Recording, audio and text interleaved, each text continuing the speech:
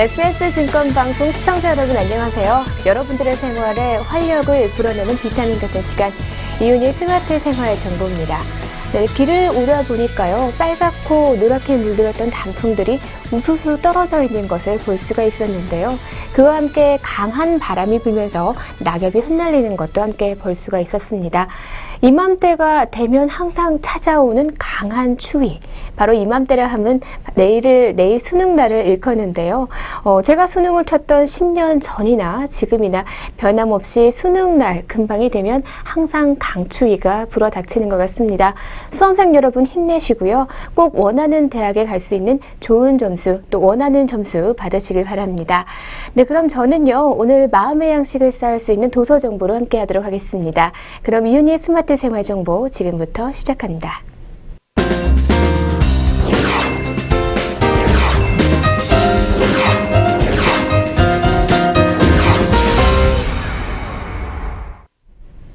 독일 문학의 최고봉이라 일컬어지는 괴테의 생애를 돌아보면요, 거인이라는 표현이 딱 알맞는 것 같습니다. 80년이라는 긴 생애 동안 활동을 하면서 젊은 베르테르의 슬픔과 같은 베스트셀러에서부터 이 파우스트와 같은 대작에 이르기까지 다양하고도 폭넓은 작품을 내놓았기 때문인데요. 네, 그래서였을까요? 나폴레옹은 1808년 괴테를 만나고 나서 다음과 같은 묘한 말을 남깁니다. 여기도 사람이 있군. 네, 일각에서는요, 당대 최고의 영웅이며 천재로 칭송되던 나폴레옹이 괴테를 자신의 버금가는 인물로 인정한 것이야말로 최상의 찬사라고 여깁니다. 요한 볼프강 폰 괴테는요, 1749년 8월 28일 프랑크푸르트 암마인에서 태어납니다. 네, 귀족은 아니었지만 비교적인 넉넉한 중산층 집안에서 자랐고요. 또 어려서부터 문학과 예술을 가까이 접했고, 또 8세에 시를 짓고 13세에 첫 시집을 낼 정도로 조숙한 문학 신동이었다고 합니다. 네, 부친의 권유로 대학에서는 법학을 전공하고 고향으로 돌아와 20대 초반에 변호사로 개업을 했지만 괴테의 관심은 이미 법률이 아니라 문학적으로 기울어져 있었다고 하는데요. 이때부터 그는 여러 문인과 교제하면서 광범위한 독서에 몰두를 하고요. 시와 희곡 등을 습작하기 시작했다고 합니다. 1772년 괴테는요, 업무상 베첼라르에 머물면서 요한 캐스트너라는 새 친구를 사귀게 됩니다. 이 캐스트너에게는 샤를로테 푸브라는 약혼녀가 있었는데 괴테는 첫눈에 그녀에게 반하게 되고 또 짝사랑을 하게 되죠. 고향으로 돌아온 괴테는 얼마 뒤 다른 한 친구가 자신과 비슷한 상황에 처해서 자살을 하게 됐다는 그런 비보를 전해 듣게 됩니다.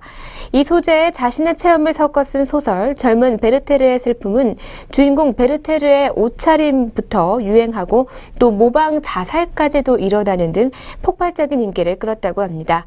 네, 그래서 괴테는 20대 중반의 나이로 하루아침에 유명한 작가가 되기도 합니다. 네, 1775년 괴테는 프랑크푸르트를 떠나서 제2의 고향이라고 불리는 바이마르로 가게 되는데요. 인구 6,000명의 이 작은 공국의 신임 군주 카를 아우구스트 대공은 괴테를 전적으로 신임하면서 국정을 모두 맡기게 된다고 합니다. 네, 성공적인 공직 수행에도 불구하고 괴테의 내면에서는 예술을 향한 갈증에서 비롯된 불안한 날들이 커져가고 있었다고 하던데요. 나는 날개를 가지고 있지만 써먹을 수는 없다. 이 지적인 애인 샤를로테 폰 슈타인이나 당대 지식인 헤르더와 교제에도 불구하고 그는 욕구불만을 해소시키지 못하게 됩니다. 급기야 괴테는요, 바이마르 생활 10년 만에 도망치듯이 혼자 여행을 떠나게 되죠. 네, 이렇게 시작된 3년 동안의 여행, 괴테는 이탈리아와 주요 명소를 돌아보면서 한동안 로마에 머물면서 느긋한 휴식을 취한 다음 1788년에 다시 바이마르로 돌아옵니다. 이때의 경험은 가히 혁명적이라고 할 만큼 괴테 인생의 중대한 전환점이 됐다고 하는데요. 네, 다행히도 괴테는 실러라는 또 다른 독일 문학의 거장과 교류를 함으로써 든든한 지원군을 얻게 됐다고 합니다. 1794년부터 본격적으로 시작된 두 사람의 우정은 급기야 실러가 괴테를 따라 바이마르로 이주하기에 이르렀다고 하는데요. 두 사람은 서로의 작품을 비평하며 집필을 독려하기도 했다고 하는데요. 네, 그리고 독일 교양소설의 전형인 비렐름 마이스터의 수업시대 등이 바로 이 시기를 전후해서 나온 괴테의 작품이라고 합니다. 네, 1805년 실러가 46세라는 매우 이른 나이에 사망하자 괴테는 큰 충격을 받았다고 합니다. 하지만 환갑을 맞이한 1809년부터 사망 때 이르기까지 20여 년간 비교적 평온한 삶 속에서 괴테는 창작력은 절정에 달했다고 하죠. 희곡 파우스트 제1부, 소설 친화력, 자서전 시와 진실에서 제1에서 3부, 그리고 기행문인 이탈리아 기행, 시집인 서동 시집, 그리고 마리엔바트의 비가, 소설 비렐름 마이스터의 편력시대, 시와 진실, 제4부 등 모두 이 시기에 집필된 작품이라고 할 수가 있습니다. 네, 그리고 1825년 괴테는 파우스트 제2부를 집필하기 시작했는데요. 네, 그로부터 6년 뒤인 1831년에서야 드디어 탈고를 마치게 됩니다. 하지만 그는 간행을 서두르지 않고 원고를 봉인한 뒤에 자신의 사후에 발표하도록 주위에 지시를 했다고 하는데요. 평생의 역작을 완성한 이상 이제는 자신의 최후가 가까워 왔음을 실감했기 때문일까요? 이듬해인 1832년 3월 22일 괴테는 83세의 나이로 세상을 떠나게 됩니다. 네, 바이마르의 한 묘지에서 평생직이었던 실러 곁에 눕게 됩니다. 네, 괴테의 대표적인 희곡 파우스트의 구상에서 완성에 이르기까지 무려 60년이라는 아주 긴 시간이 걸려서 완성이 됐는데요. 대학 졸업 직후부터 쓰기 시작했지만 결국 미완성 상태로 간행된 파우스트 단편을 그것을 읽은 실러가 감탄을 하며 완성을 독려했다고 합니다. 괴테는 1797년에 가서야 다시 집필을 시작했고요. 그로부터 11년 뒤인 1808년 파우스트 제1부가 간행됐지만 이 일을 그 누구보다 기뻐했을 실러는 이미 저 세상 사람이 되고 말았습니다. 애초에 구상했던 제2부 집필은 그로부터 또다시 한참이 지난 1825년에 시작이 됐고요. 6년 뒤인 1831년 괴테가 사망하기 바로 전해에 끝나게 됐습니다. 네, 괴테는 80년이 넘는 긴 생애 동안에 정말 많은 시와 소설 그리고 희곡과 산문 등 방대한 양의 서한을 남겼다고 합니다. 문학뿐만이 아니라 신학과 철학, 과학 등 여러 가지 분야에 손을 댔기도 했고요. 또 유능한 관료였으면서 탁월한 인격자로도 존경을 받았다고 합니다. 괴테가 오늘날 독일뿐만이 아니라 세계 문학사에서도 유래를 찾아보기 힘들 만큼 그가 독보적인 인물인 까닭은 이처럼 오랜 활동 기간 동안의 또 기간과 또 그의 다재다능함 때문이었을 것이라고 평가를 하고 있는데요. 18세기 중반에서 19세기 초에 이르기까지 그의 생애는 산업혁명과 프랑스 혁명 그리고 나폴레옹의 대두 같은 세계사의 굵직한 사건이 연이어서 발생하는 그런 격정시기이기도 합니다. 그런 역사의 격동기 속에 괴테의 문학은 다른 여느 작가와는 달리 다른 깊이의 아주 넓은 깊이였기 때문에 그런 깊이를 모두 성취한 그의 작품에 찬사를 보내고 있을 겁니다. 네, 나아가 괴테는 생애 수많은 공국과 도시로 분열이 됐던 오늘날 독일에 처음으로 이 민족주의적이고 또 민족적이고 또 문화적인 정체성에 눈뜨는 그런 시기와 맞물렸기도 했었는데요. 파우스트를 비롯해 괴테의 대표작들은 다른 유럽 문화에 비해 낙후됐다고 평가되던 독일 문학의 수준을 일거 드높였다는 그런 평가도 함께 받고 있습니다. 독일 민족의 자의식은 바이마르에서 태어났다. 이 문화사가 자크바전의 지적은 결코 과장이 아니었을 것이라 생각이 듭니다. 일찍이 셰익스피어가 영국 문화와 영어에 끼친 영향 못지않게 괴테는 독일 문화와 독일어에 막대한 영향을 끼치게 된 것이죠. 네, 괴테의 수많은 작품은 이후 문화 전반에 큰 영향을 끼치게 됩니다. 그는 글의 여러 명시는 슈베르트가 곡을 붙인 물레질하는 그랜체, 그리고 마왕, 들장미처럼 독일 가곡의 대표작으로 거듭나기도 했고요. 지금까지 역사와 함께 살아 숨쉬는 고전주의와 또 낭만주의를 넘나드는 작가 요한 볼프강 폰 괴테와 함께했습니다.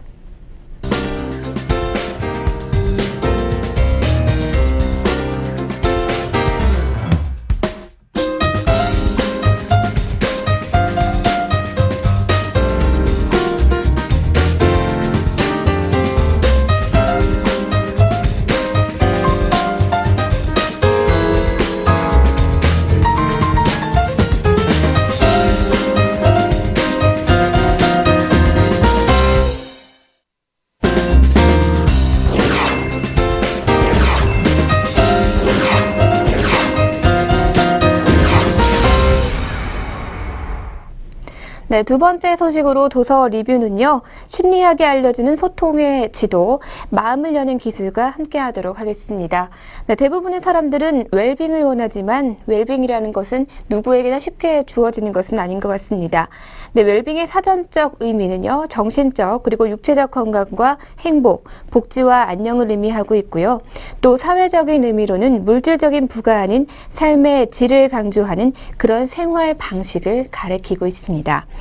네, 웰빙이라는 신조어가 등장한 것은 80년대와 90년대 사람들에게 웰빙은 배불리 먹고 또 살 곳이 있고 사회적으로 성공하는 것 등이었다면 의식주에서 어느 정도 해방된 21세기에 살아가는 현대인들에게는 웰빙은 정신적인 부분으로 확대가 더 되어 있습니다.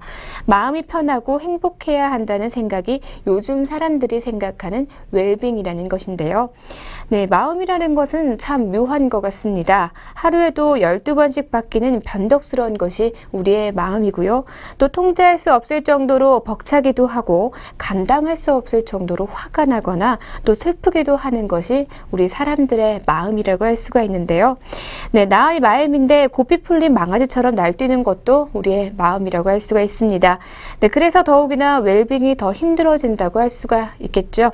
평온하고 안정된 상태가 웰빙인데 자신의 마음 하나 가누지 못하는 이 상황에서 어떻게 우리는 웰빙하다고 말을 할 수 있는 걸까요? 네, 이 책은 마음의 웰빙을 원하지만 방법을 몰라 헤매고 있는 현대인들에게 해법을 제시하는 그런 책입니다. 저자 데니얼 시게 박사는요, UCLA 정신과 임상교수로 재직 중이고 신경과학 분야에서 세계적인 권위자로 인정을 받고 있습니다. 그는 뇌과학적인 측면에서 우리의 마음 작동 원리를 명쾌하게 설명을 해주는데요. 주먹진 손의 모양을 이용해서 뇌의 구조를 설명하면서 뇌는 어떤 작용에 의해서 우리가 혼란스럽고 또 경직되고 또는 주의를 집중하고 타인과 공명할 수 있는지를 세심하게 이해시켜주고 있습니다. 네, 책의 많은 부분은 그가 경험한 환자들의 사례로 이루어져 있는데요. 마음 시스템의 오작동으로 인해 그를 찾아오는 환자들, 그리고 그들의 불편과 불행이 어디에서 비롯됐는지 원인을 찾아가는 그러한 과정, 그리고 해결되는 과정을 보여줌으로써 그가 제시한 이론은 실제 우리 일상에 적용되는 그런 과정들을 상세하게 보여주고 있습니다. 네, 마인드 사이트, 바로 그가 제시하고 있는 해법이라고 할 수 있는데요. 우리의 의식의 힘을 동원해서 내 점화를 전략적으로 자극을 함으로써 우리 의지와 관계없이 만들어진 점화 패턴을 우리의 의도대로 바꿀 수 있게 도와준다는 것입니다. 네, 마인드 사이트란 우리의 마음에서 일어나는 작용을 스스로 볼 수 있게 주의 집중하는 그런 상태라고 할 수가 있을 텐데요. 네, 그리고 이런 마인드 사이트를 발휘했을 때 우리는 정신의 과정에 휩쓸리지 않고 그 과정을 인식할 수 있게 된다라고 책은 말하고 있습니다. 우리가 마인드 사이트를 개발하게 되면요, 과거에 우리가 자동적이고 반사적으로 반응했던 생각과 감정이 우리 존재 자체가 아닌 일종의 마음의 활동뿐임을 깨닫고 그 속으로 빠져들지 않을 수 있게 됩니다. 네, 그래서 우리는 그 상황에 반응하기보다는 수용의 상태가 될 수가 있는데요. 마인드 사이트를 지지하는 삼각대는 관찰과 객관성, 그리고 개방성이라고 할 수가 있습니다. 네, 사람들은 동일한 상황에서의 상황들을 각각 다른 반응을 보이며 받아들이는 경우들이 참 많습니다. 어떤 사람은 혼란스러워하고 또 어떤 사람은 경직이 됩니다. 그리고 또 어떤 사람은 유연한 반응을 보이기도 하죠. 네, 바로 그 이유는요, 마음 시스템이 작용하기 때문입니다. 이 마음 시스템이 오작동하면 먼저 스스로가 불행해진다고 할 수가 있는데요. 불행한 사람의 시야는 좁아지며 자신뿐만이 아니라 타인의 마음조차 들여다볼 여유가 없다고 합니다. 그래서 결국 주변 사람과 또 세상과 연결되지 못하는 원인을 여기에서부터 찾을 수가 있을 텐데요. 타인과 연결되지 못하는 인간도 마찬가지입니다. 인간은 결코 혼자 행복할 수 없다라는 것, 아마 여러분들도 잘 알고 계시는 그런 생각일 겁니다. 웰빙은 결국 자신의 내면에 유연하게 조율하고 또 나아가서 자신과 타인이 온전하게 연결되는 사람에게 주어지는 내적 평화이며 또 해방감이라고 할 수가 있겠죠. 우리는 맑은 마인드 사이트 렌즈를 개발함으로써 우리의 웰빙을 스스로가 만들어갈 수가 있습니다. 네, 이렇게 저자 소개를 해드리도록 할게요. 이 데니얼 시겔은 하버드 대학교에서 의학 박사 학위를 받고 UCLA에서 대학원 의학 과정을 마쳤습니다. 현재는 UCLA 정신과 임상교수로 재직 중이며 같은 대학의 마흔다함 연구센터를 책임지고 있습니다. 재능 있고 세심한 임상의이며 또 신경과학과 아동발달 분야에 있어서 타의 추정을 불허하는 권위자로 오랜 세월 동안 뇌와 심리치료 그리고 자녀 양육 분야에서 새로운 지평을 개척해왔습니다. 그가 창시한 마인드사이트 이론은 우리 스스로의 내면을 명료하고 또 깊이 있게 모니터하는 능력을 개개인의 삶 속에서 자기 존재의 주관적인 본질을 탐색하게 해주며 지루하고 꽉 막힌 삶을 치밀하고 또 유연한 삶으로 변화해주고 있다고 합니다. 네, 현재 그는요, 자신의 아내와 또 두 아이가 함께 로스앤젤레스에서 지내고 있다고 하네요. 네, 지금까지 마음을 여는 기술, 데니얼 시겔의 책과 함께 했습니다.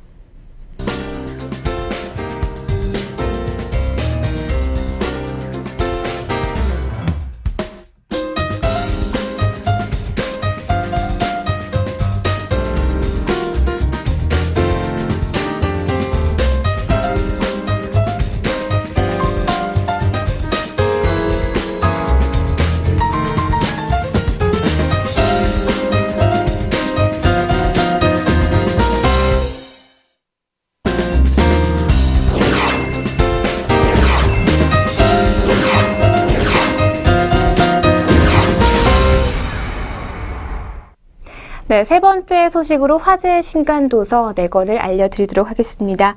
그 첫 번째 책으로는요, 디즈니 유니버시티라는 책입니다. 세계 최고의 서비스는 어떻게 탄생하는가에 대한 내용을 담고 있는데요.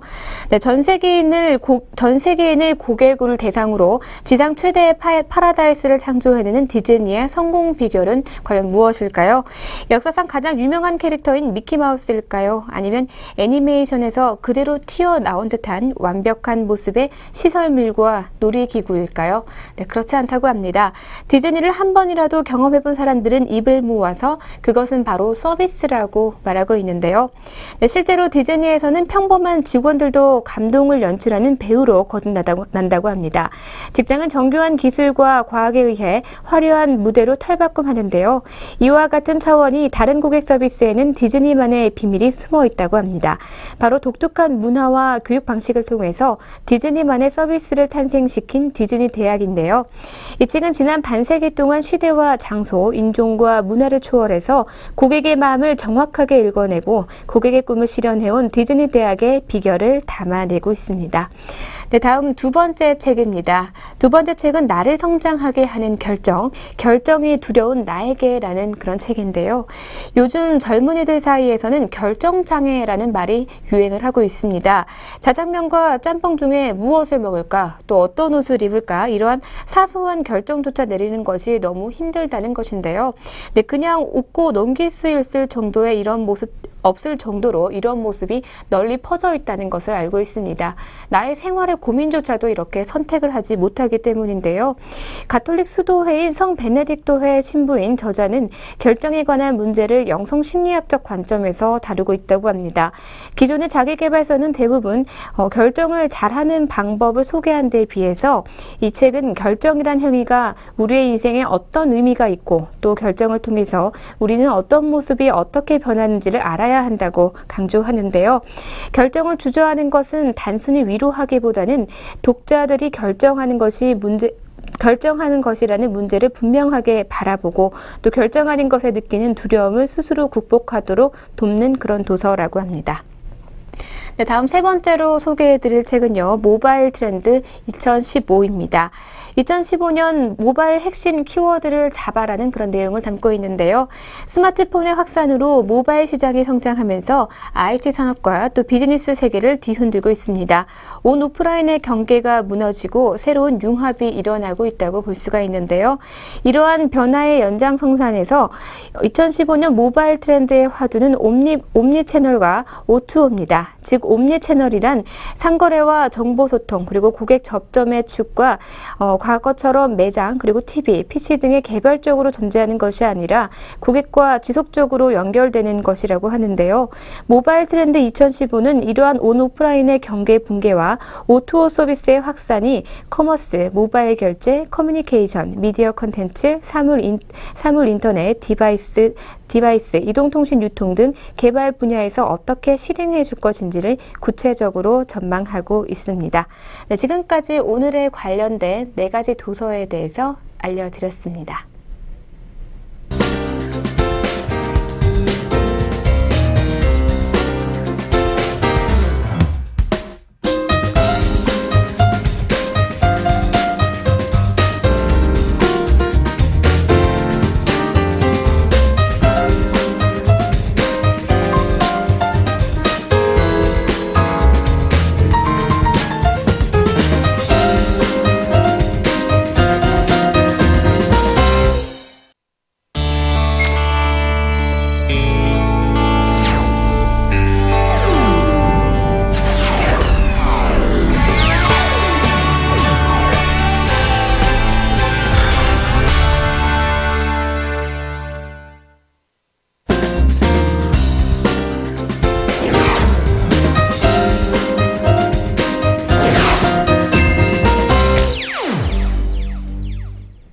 오늘의 스톡 시간입니다. 계속해서 여러분들에게 도서 정보 알려드리고 있는데요. 주식을 사랑하고 관심 있어 하는 여러분들에게 종목은 꼭 알려드리고 가야겠죠.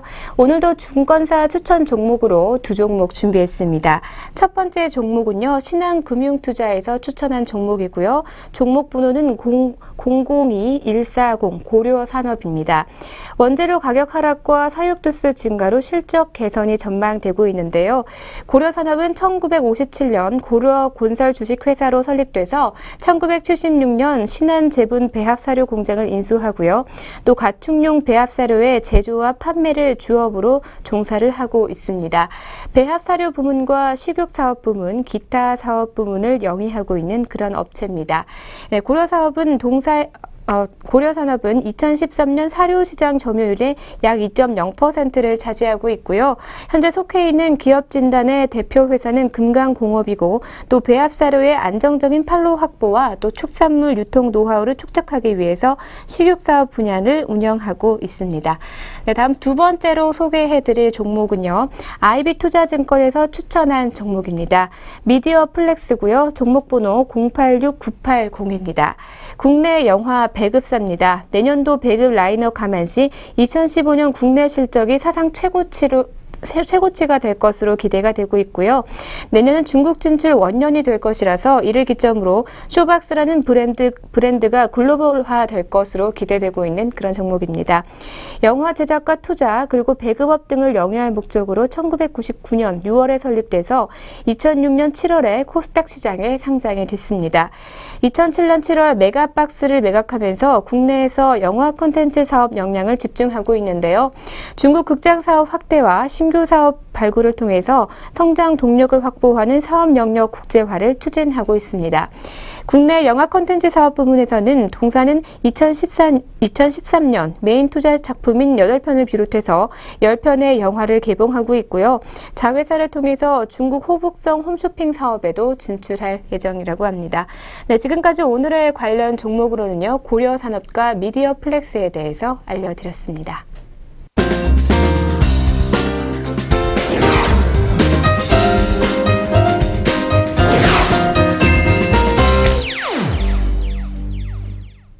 네, 여러분들에게 즐거움과 감동, 재미를 드리는 오늘의 펀앤필 시간입니다. 네, 오늘은요. 도서와 관련해서 리뷰 도서와 관련해서 오늘의 분노를 다스리는 9가지 방법에 대해서 알려드리도록 하겠습니다. 먼저 첫 번째 방법은요. 숫자 세기입니다. 화가 날 때는 천천히 심호흡하면서 1부터 10까지 차근차근 세는 것이 좋다고 합니다. 이때 약 1분 정도 소요되기 때문에 그 동안에 화를 진정시킬 수 있다고 합니다. 네, 다음 두 번째는요.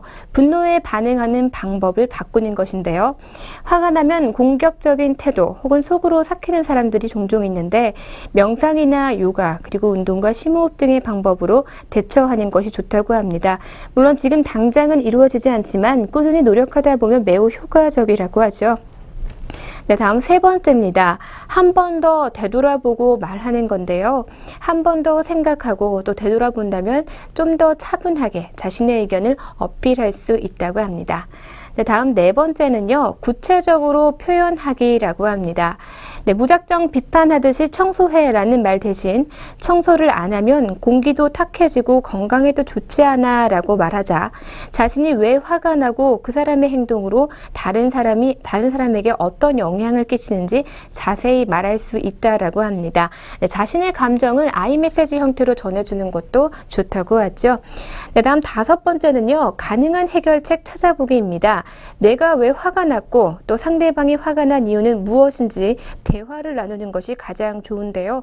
대화는 모든 해결책의 첫 번째 비법이라고 하죠. 이렇게 대화를 통해서 해결책을 찾아보는 것이 좋다고 합니다. 다음 여섯 번째는 자리 피하기입니다. 너무 화가 나서 후회할 행동을 할 것 같거나 또는 되돌릴 수 없는 말을 할 것 같을 때는 경우 자리를 피하는 것도 상책이라고 할 수 있습니다. 하지만 자리를 피할 때는 최대한 부드럽고 또 분명하게 설명하는 그런 태도가 따라야 한다는 거 잊지 마시기 바랍니다. 네, 다음 일곱 번째는 거울 보기입니다. 거울 보면 더 화가 날 것 같다라고 얘기하시는 분들도 계실 것 같지만 화를 낼 때 찌그러지는 미간과 불그락 푸르락해지는 미운 모습을 보면요.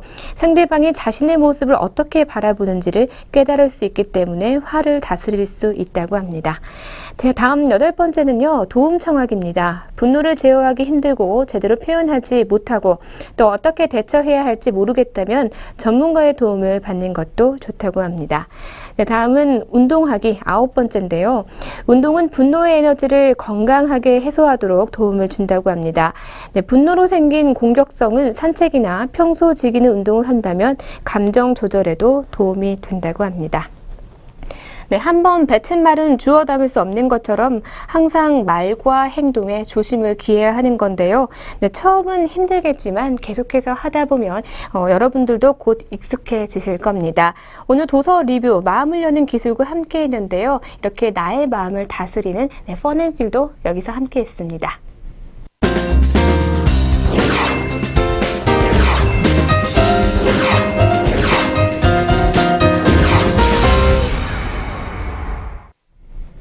네, 드디어 내일은 한 번뿐인 대학 수학 능력 시험 수능 날입니다. 네, 수험생들 여러분 내일은 제발 긴장하지 말고 자신의 실력을 최선을 다해서 발휘하셨으면 좋겠고요. 저희는 내일 이 시간에 수능 때문에 1시간 더 늦게 여러분들을 찾아뵙도록 하겠습니다. 오늘 준비한 시간은 여기까지고요. 내일은 더욱 알차고 즐거운 내용으로 함께 하도록 하겠습니다. 시청해주신 여러분 고맙습니다.